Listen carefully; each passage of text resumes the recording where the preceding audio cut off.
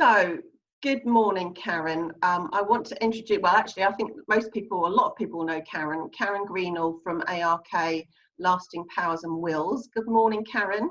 Morning, Louise. Lovely to see you here. Thanks for joining me today. So, I just want to give Karen a little bit of an introduction because some of you may or may not know that Karen spent nearly 25 years working for the HMRC. And then decided to move out of that and go into the wills business. Now, Karen, what made you do that after so long being in HMRC? Well, it was quite funny because I did leave there thinking I wanted to do something completely different. Actually, working for HMRC, it's basically a customer service job with a technical leaning towards understanding tax. I'd obviously had lots of roles there. My last job was complaints manager, so I'd seen a lot of different things there, learned a lot, but I wanted to do something completely different. I didn't think I wanted to use my brain anymore, which is a bit sad. I thought I might do something sort of in the beauty industry or something like that. But anyway, straight after that, I got a job as a debt advisor, which is basically the same thing, customer service, but advising people about debts and all the issues that go alongside that. I was only there for 15 months and I got made redundant, sadly. And then I had to look for something else. And eventually, after a few months of looking, this admin job came up in a wills and probate company. The hours were good and the pay was a bit better than some of the other admin jobs I've been looking at, because you don't get qualifications with HMRC. It doesn't really work like that. So I went to work for this wills and probate company. Initially, as I say, an administrator, and then gradually kind of realised, I really am enjoying this work. I'd like to get some training and then see some of the clients and do some of the appointments and learn that side of things. So that's kind of how it came about. It was pure luck, and the fact I had a taxes background kind of fitted with wills, because obviously inheritance tax and that sort of thing, it was logical. So did you do quite a lot of probate services at that firm then? That was my main job really when I started, was an administrator dealing with probate. So it was about getting information in from families when they'd lost a loved one, putting files together, spreadsheets together, writing to companies, getting information about what the person had or didn't have, got involved in selling properties, and actually applying for probate. So that was a lot of my day job for a lot of the time, until I took on my training and started doing more on the will side of things. So 4 years ago, you then opened your own company, A.R.K, Lasting Powers and Wills. And obviously you offer services such as wills, lasting powers of attorney, funeral plans and probate services. So if we just touch on some of those briefly. So wills, I think people understand what you mean when you say wills, but I know that lots of people don't have them. No, that's very true. It has crept up a little bit in terms of the number of people that have got them now. It's about 4 in 10 people have them now. It was only 3 in 10 for many, many years. So it's getting a bit better. Obviously, there are sort of circumstances when it's a good idea, a good time to make a will, really. It's not necessarily about age, it's about your circumstances. Often when people get married, that prompts a couple to think about making a will. When they have children, that's another good time. You need to appoint guardians, that's really important, and trustees who would look after children's money. So those things are issues. Blended families, there are so many of those these days. If you've got step parents, step children, it's really vital that you protect the people you want to protect and look after each other. What's another one? Divorce. Sadly, when you're separated but not divorced, obviously your estranged husband and wife is still your next of kin, and people don't think of that. If they were to pass away during that time, then their estranged partner would still get everything as next of kin. So if you don't make a will, then that would be the situation. So that's another good time to think about it. I think people, a lot of people think they don't want to look at doing a will because they're worried that they're going to jinx the situation, and they've got to talk about uncomfortable things with their partners. Like you say, if you've got blended families, then how do you divvy up the assets? And that can be a difficult conversation to have, but it's best to have it. Oh, it is, absolutely. And a lot of people say, you know, we've struggled to reach, you know, an agreement between ourselves. And I say, well, sometimes a third party, if I'm there, you know, in the middle, you know, making suggestions and pointing out pitfalls of things, then it does help people to reach those conclusions a bit more easily. Okay, so with lasting powers of attorney, now I know there's two types, is your financial and your health one. That's right, yeah. Again, that's sort of something that people would think, oh, I won't do that until I get older, and I, you know, might lose capacity, and that is an issue in terms of making lasting powers of attorney. But again, you know, that sort of thing, you never know what's around the corner, as we know with what's happening at the moment. Absolutely. Yeah, no, that's so true. I always say with the finance one that as soon as you have any financial responsibilities, it makes sense to do it. It's just a one-off document, like a kind of insurance policy, just in case, you know, accident, stroke, anything that could mean that even temporarily you lose mental capacity. It just, the document appoints someone that you trust to deal with everything for you if you're not well enough, be that for a short time or a longer time as well. So it covers all sorts of scenarios, and it's very flexible. I say it's not expensive to do, and I try to make it as easy as possible. So it's, you know, just a process of gathering information and signing a few pages, and then we draw up the documents, and you know, that's how it works. You can choose at the end of the process of drawing one up whether you want to register it straight away, so you have to pay the Office of the Public Guardian a fee to do that, to complete the registration process, but it isn't essential to do that immediately. It, you know, if it's never going to be used, it isn't vital. But I do think with the health one, that if something suddenly happens to you and you've made a health one, your family would be so upset that it wasn't registered, because they'd have to wait 2 to 3 months for that process to happen. And usually with the health one, if it's needed quickly.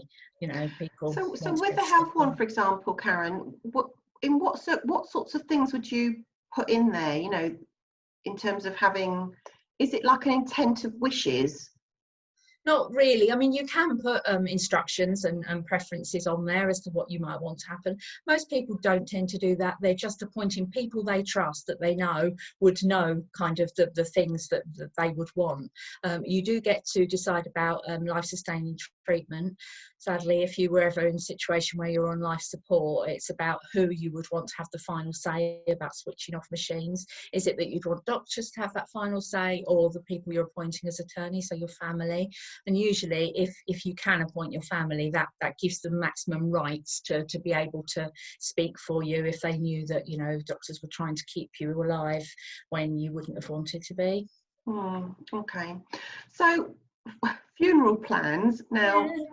I know it seems a bit morbid, but funerals are so expensive nowadays, and I don't think people realise how much it can cost to have a funeral. And of course, I suppose it's like any insurance. It's like you know, you don't need it until you need it, and it's not actually for you. It's almost more for your family, because they've got to pay. You're not there. They've got to pay for it, haven't they? Or it's got to be paid for somehow. So how does a funeral plan work?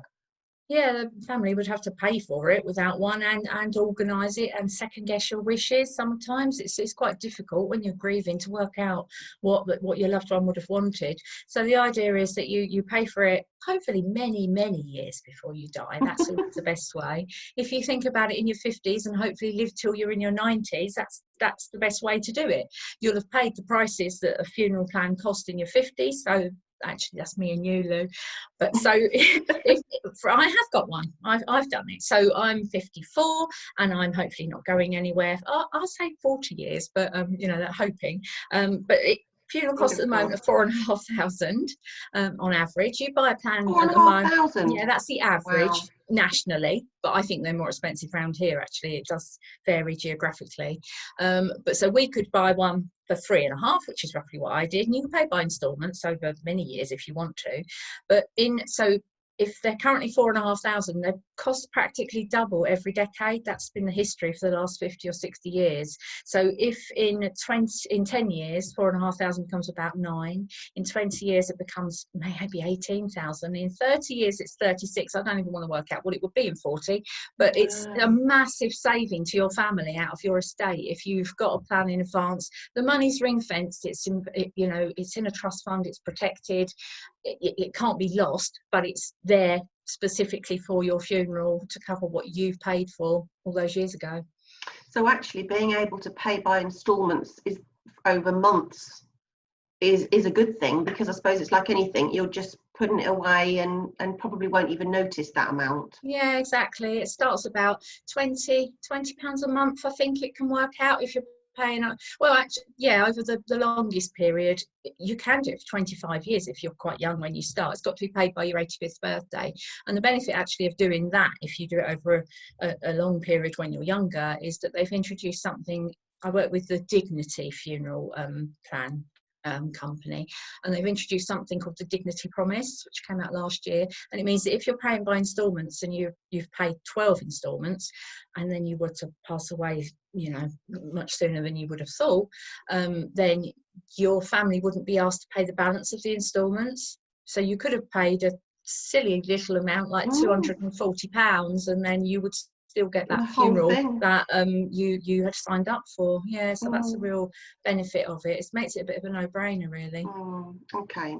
And then lastly, the probate services, which we touched on before. I'm not sure that people aren't really fully understand what you mean by probate services. So obviously once somebody passes away, then their estate has to be managed somehow, or yeah, you know. dealt with, really. Everything has to be finalized. So sometimes it's easy, don't get me wrong.